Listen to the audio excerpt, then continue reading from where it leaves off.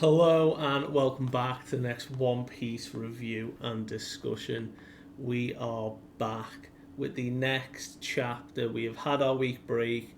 We are swinging right back into things, and we are finally back in present day Elbaph. Not just quite the start of the chapter will be the end of the flashback, but we are finally seeing the Straw Hats. At least Luffy, Zoro, Sanji and Chopper as we pick back up down in the underworld. So, without further ado, chapter 1171, Ragnir.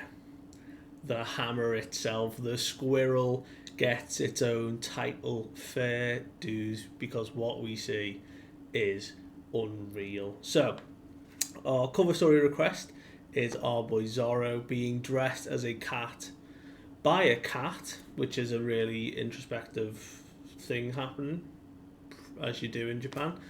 But nevertheless, we have the chapter to discuss. So, last we had left off, it was the climactic conclusion to the Harold fight. He had been not quite like possessed or mind controlled or brainwashed, but it was more that all of his thoughts and actions conveyed what Eam had drilled into him. That Eam said that he was now to go and build this warrior army for them, and he was compelled, like all his thoughts, his actions were driven towards that one goal. And Harold found it hard to explain. He was still somewhat sentient, but in those final moments he was like, look, this is more than just being, controlled. Like, I am now more than being compelled. Like, my own thoughts are telling me to do this. This isn't someone, putting these thoughts in my mind. Like, they are my own thoughts. And it was really hard for Loki, who'd been called in to see his dad devolve, but he'd made the covenant, he'd carved the abyssal pentagram, and he witnessed his body being immortal. The power, the sheer power now that Harold possessed was unlike anyone had seen. One of the last remaining descendants of an ancient giant, with now this extra imbued power from Eam of strength and immortality, was nuts. He was basically unstoppable at this moment, and no matter what any of the giants were doing, Jarl took a sword through the face for it. No one could stop him other than Loki. And Harold conveyed this in his final moments before he was completely enveloped by these thoughts. He told Loki that he had to be the one to take the throne. He had to be the one to go and eat the national treasure, the devil fruit that has been locked away for so long. And we found out why no one had eaten it. So, Gabon and Shanks had appeared to try and hold off Harold in this sort of throne room fight, Loki was having a throwdown with a hammer. Ragnir, the hammer, was moving by itself and having a 1v1 with Loki. And Loki was confused how a hammer was able to do this, and he finally exploded his own hammer in a giant attack to sort of wound Ragnir. And it reverted into a squirrel. And Harold gave us the exposition that Ragnir is the guardian of the national treasure, and nobody has ever been recognised by this hammer's, strength. And that is why no one has claimed the treasure. But finally someone had been recognised, and it was indeed Loki. And fair play, he has the strength to back it up.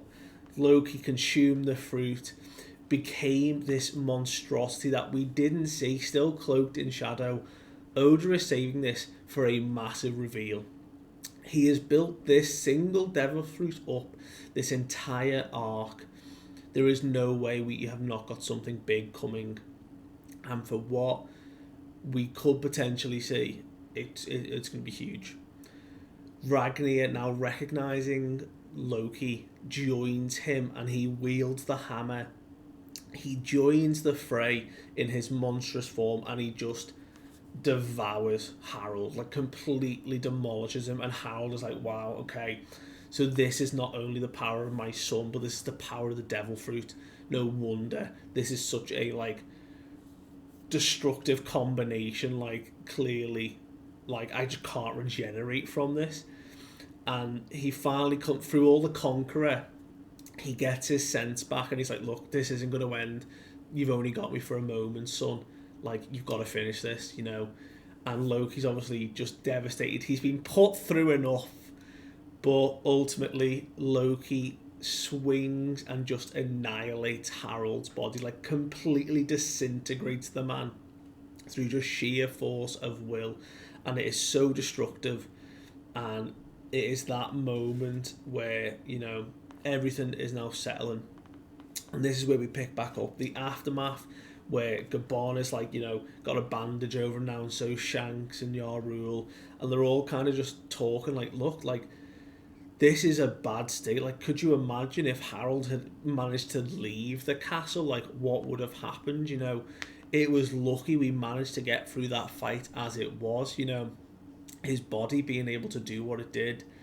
And it's shocking that, you know, someone was able to even beat him. And it's like, they're talking to Ja Rule, like being like, did you even know that the sacred treasure was something that powerful? And he was like, I didn't even know that was a thing. But, you know, seeing Loki, I couldn't have imagined, you know, what would have happened if he wasn't here.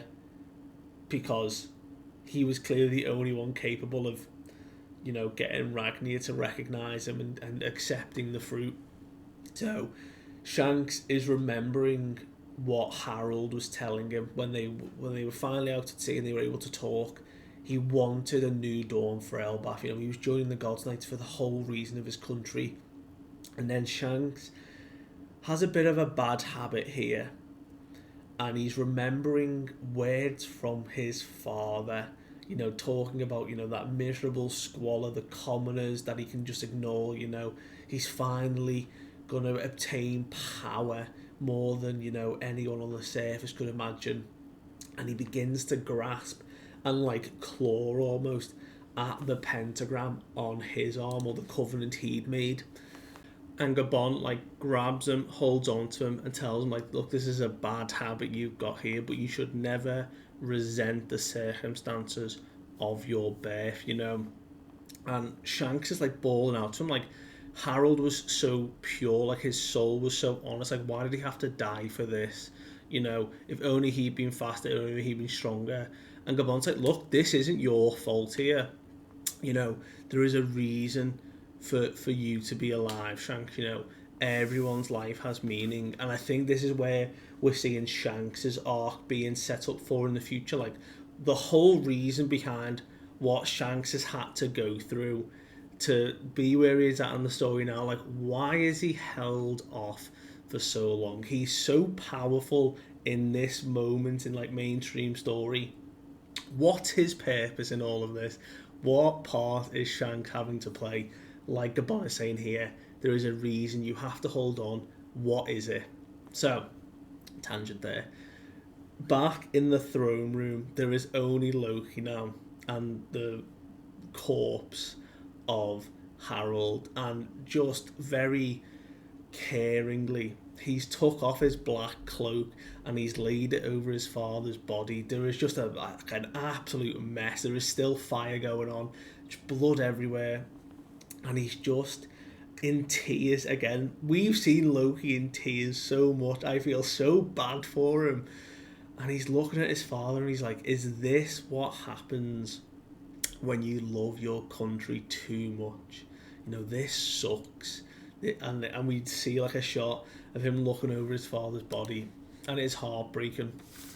And what I was not expecting was the monologue we now get from Eam over in Marijois. You know, Eam is now, you know, feeling the effect that Harold has been killed, the connection has been broken, and he's talking to the Gorosei, and they're saying, you know, he was a rare ancient giant, and, you know, even enhanced by my own power and an undying body, he was a true monster, you know, and yet he was killed. And Eam like sits on the throne. They're taking it all in. They're like, is something even more formidable lurking on Elbaph? And the Goros are like quick to jump in. Like, we can go investigate the pentagram. We can make sure it's intact. We can still recover from this situation. And Eam's like, not necessary. It will just result in another knight being killed. Every covenant comes with a price to be paid, even for Mu. What consequence does Mu have to have when the pentagram's formed? What is it genuinely like a portion of the power is gone and they can't reclaim it? Is it an effect on their body? What is the actual covenant being formed, and how does it affect Eam? Is something very, very interesting that needs to be explained in the future. But they're saying, there's an effect here in play. But they carry on and discuss, it was strange to come across Harold. He was like an enigma, a complete anomaly, because he wanted to appease humans. He wasn't like his ancestors. He sought to like build his nation, commune with people. He was a total aberration. He was born from those savages, those battle-loving giants, and yet if we had admitted him into the world government so flippantly, his presence would have destroyed us from within. It was really like a tough situation they were in, and Elbaph should never have known a king of his disposition. Forging the covenant, being so cooperative, it was such an unprecedented opportunity with a pretty disappointing outcome, but it proves one thing. And Eam says history does not lie. We were always going to be incompatible with the giants, because never forget, Elbaph is of the D. So again, the D's come right back into the story. The will of D, the initial the D clan, the Davy clan potentially, whatever is this connection with history, Elbaph is related. So whether we see some more giants come through in the story now with D in their name, we know Saul obviously is there. Will Loki, Hajrudin, maybe. Hard to say. But the final moments, the closing moment of the flashback, is Loki telling everyone now. They've come out of the room. We've got Gabon Shanks, some of the surviving giants, and Jorul. No one's left the castle yet, and I think this is really important, and I think it's what Loki's order is, because he's like, look, the country is going to kind of be in disarray at the moment, but I'm heading out to sea, and I'm taking the surviving soldiers with me, because this truth, Harold's final request, what has happened here, you are not to speak a word of what's happened today. And Loki gives that order very clearly and sternly, and they're like, but like, you're going to be blamed for this. Jorul can't accept the blame that Loki's going to feel, and he's like, look, it's just going to end up the same. If I become king, can you actually think I could honour my father's ideals? I need to tackle this in my own way, and that is beautiful from Loki, acknowledging where his strengths are, and knowing that if he becomes king in this moment, it wouldn't do his father's dream justice, because he's got his own way of handling things, and he knows that with his ability, with what he has, he will settle it his own way to, honour his father, and he can't do it being the king of Elbaph at the moment. I think there's a strong possibility that Loki could become the king of Elbaph current timeline, but not in this moment. He's still too young. He still, has his own way of dealing with things, and he's willing to accept the burden and responsibility and the accusations that come with what happens.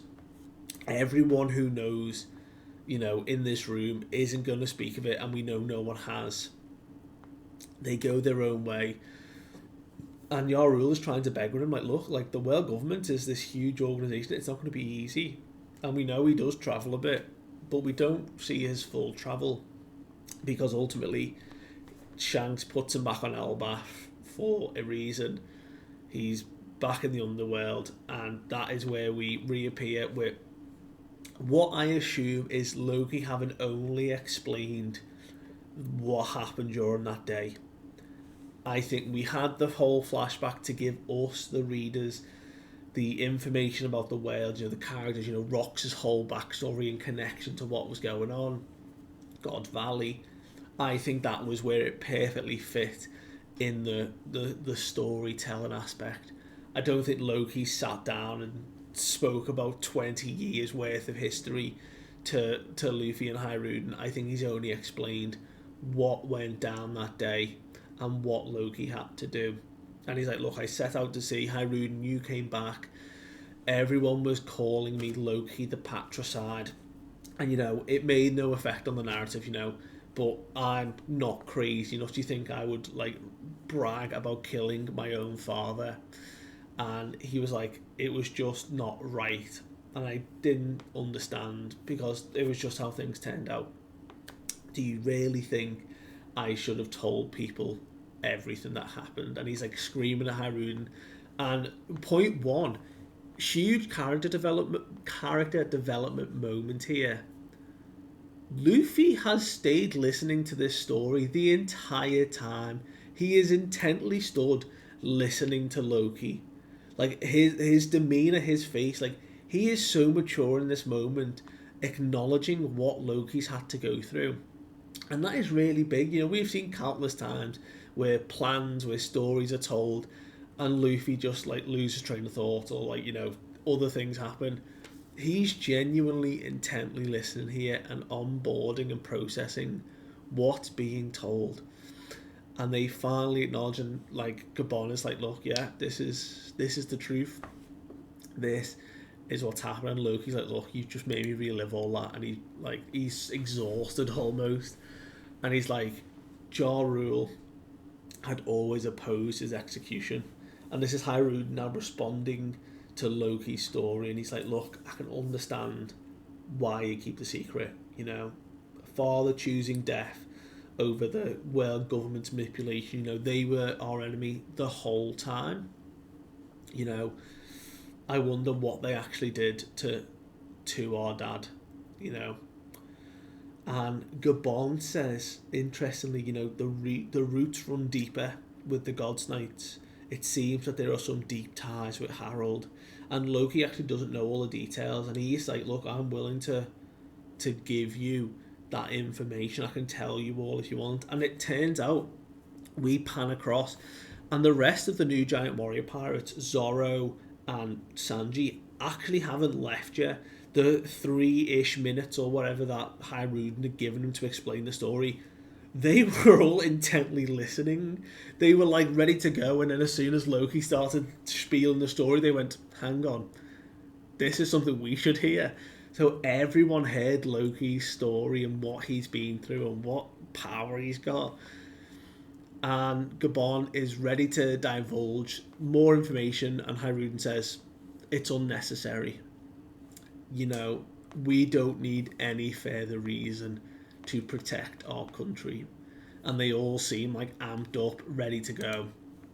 The chain clatters to the ground, and Hajrudin frees Loki completely of these sea prison chains.